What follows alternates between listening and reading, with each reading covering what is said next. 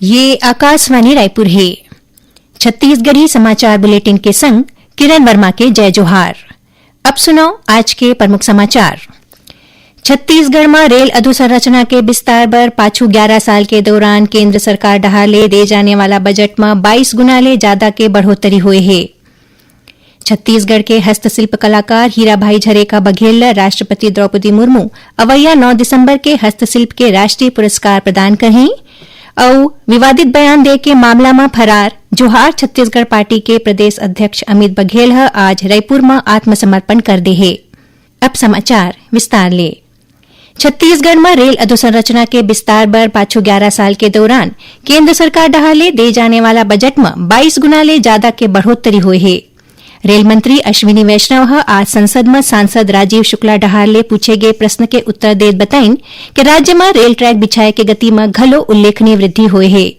ओमन बताइन कि बछर 2009 ले बछर 2014 तक के बीच छत्तीसगढ़ में मात्र 32 किलोमीटर नवा रेल लाइन जोड़े गए रही, जबकि बछर 2014 ले बछर 2025 के बीच लगभग 1200 किलोमीटर नवा रेल लाइन के उद्घाटन हुए है। पहली के तुलना में ये 15 गुना ज्यादा है। रेल मंत्री है बताइन कि छत्तीसगढ़ में कुल 26 रेल परियोजना के काम चलत है। एमा दल्ली राजहरा रावघाट जगदलपुर, गेवरा रोड पेंड्रा रोड और धर्मजयगढ़ कोरबा नवा रेल लाइन शामिल है। एकर अलावा राज्य में कई ठिन रेल लाइन दोहरीकरण और मल्टी ट्रैकिंग परियोजना घलो प्रगति में है। नागर विमानन मंत्री राम मोहन नायडू इंडिगो उड़ान के रद्द होए और देर होए ले पैदा होए स्थिति ऊपर नागर विमानन मंत्रालय के नियंत्रण कक्ष के सरलग निगरानी करे के आदेश दे हैं। श्री नायडू आज बिहानिया नियंत्रण कक्ष के दौरा करीन और जम्मू हितधारक के निर्बाध संपर्क सुनिश्चित करे बर एखर काम के समीक्षा करीन। हवाई अड्डा ऑपरेटर, एयरलाइन और हवाई यातायात नियंत्रण के डेटा ला संग्रहित करे जाथे और जम्मू एयरलाइन विशेषकर इंडिगो के संग ओमन ला साझा करे जाथे। देश भर के जम्मू हवाई अड्डा में परिचालन के सामान्य स्थिति बहाल करे बर संसाधन जुटाए और समय में सक्रिय कार्रवाई सुनिश्चित करे के निर्देश घलो जारी करे गए हैं। यही बीच नागरिक उड्डयन महानिदेशालय डीजीसीए एयरलाइन ला चालक दल के सदस्य मंडहार ले बीमारी या विशेष अवकाश ला उखर अनिवार्य साप्ताहिक विश्राम अवधि के हिस्सा के रूप में गिने ले रोके वाला नियम ला वापिस लौटा ले है। जम्मू ऑपरेटर ला लिखे एक पत्र में डीजीसीए कहिन कि परिचालन में जारी रुकावट और परिचालन के निरंतरता और स्थिरता सुनिश्चित करे के संबंध में आने एयरलाइन ले मिले ज्ञापन ला देखत इन नियम ला तत्काल प्रभाव ले हटा देगे है। डीजीसीए पहली ए अनिवार्य करे रही इसके साप्ताहिक विश्राम के जगह कोनो अवकाश नहीं ले जाही। बता दन कि दिल्ली हवाई अड्डा ले इंडिगो के घरेलू उड़ान आज आधा रतिहा तक रद्द कर दी गई है।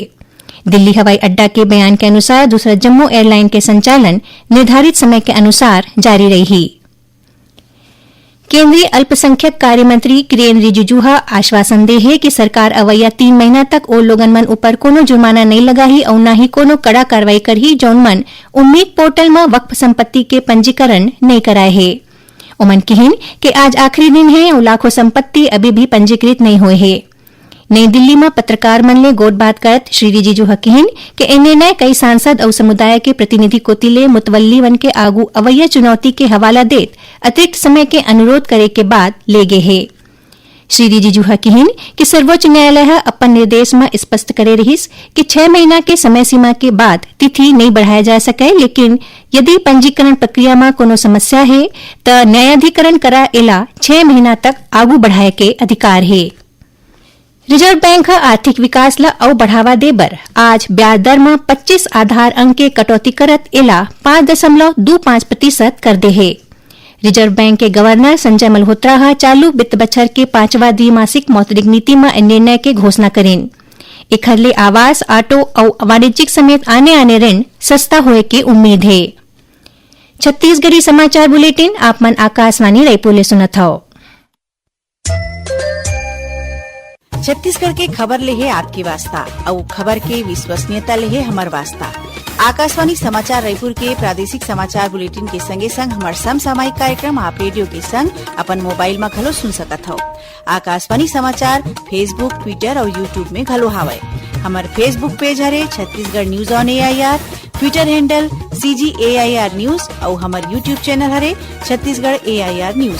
तो अब रेडियो के संगे संग आपके मोबाइल के माध्यम ले हम आप तक पहुंचत हन छत्तीसगढ़ के हर खबर पर सुनत रहो आकाशवाणी समाचार।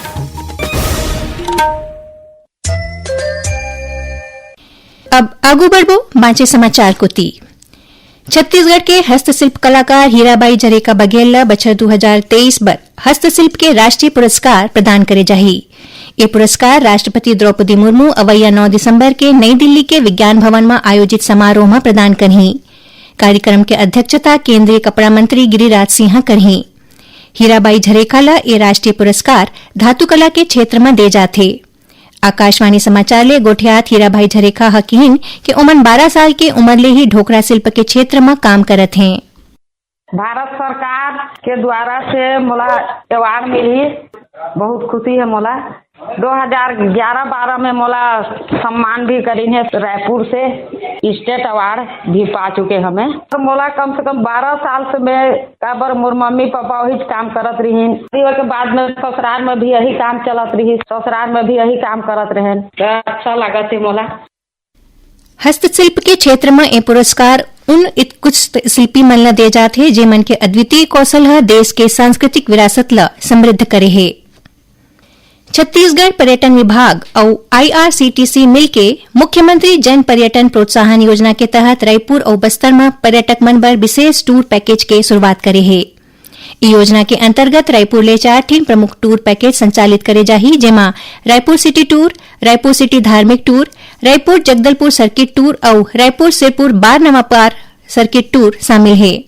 हर एक पैकेज में वातानुकूलित वाहन, हिंदी अंग्रेजी गाइड, भोजन और ट्रेवल्स इंश्योरेंस जैसे सुविधा उपलब्ध होगी।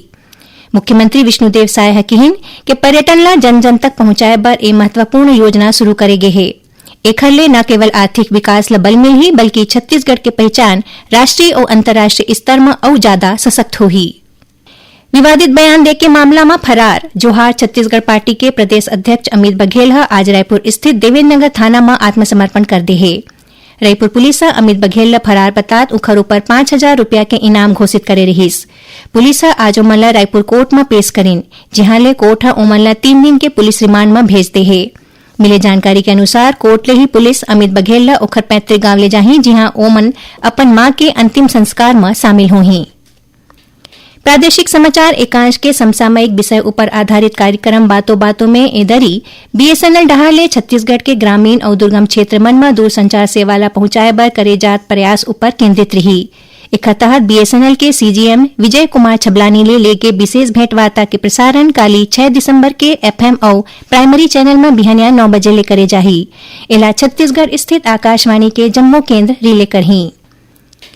मतदाता सूची के विशेष गहन पुनरीक्षण अभियान SIR के तहत प्रदेश में अब तक करीबन 2,08,46,000 ले ज्यादा गणना प्रपत्र के डिजिटलीकरण करे जा चुके हैं, जौन कुल प्राप्त गणना प्रपत्र के 98.19% है।